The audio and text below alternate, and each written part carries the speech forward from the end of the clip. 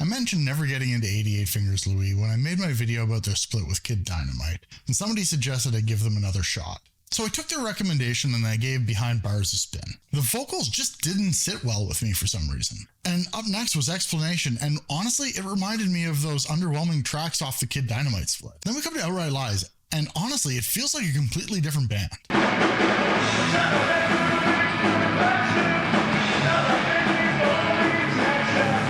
There was an energy in the vocals here that it felt like it was lacking before, and it really elevated the sound. And from this point on, the album was a completely different beast. It was a catchy, energetic skate punk album.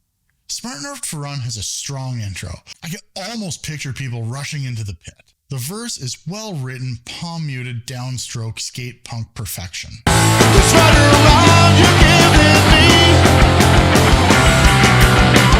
Then when the chorus hits, I can almost hear hints of Husker Du in their chord choices and the way they play them. Ultimately, this album sits firmly in that mid-90s Fat Record sound, but leaning a little rougher than some of their California peers on the label. There's this Midwestern grit to the album, with a little less polish and a little more hardcore influence to its delivery. It felt like it would hold its own on Survival of the Fattest. Now let's talk about cover songs. I know Suicide Machines did a cover of I Don't Want to Hear It, but it turns out so did 88 Fingers Louie. Is there something in the water in the Great Lakes that just makes good Minor Threat covers? So despite the album starting out on the wrong foot for me, by the end I was really into it. It's finds like this that get me to ask you to drop comments.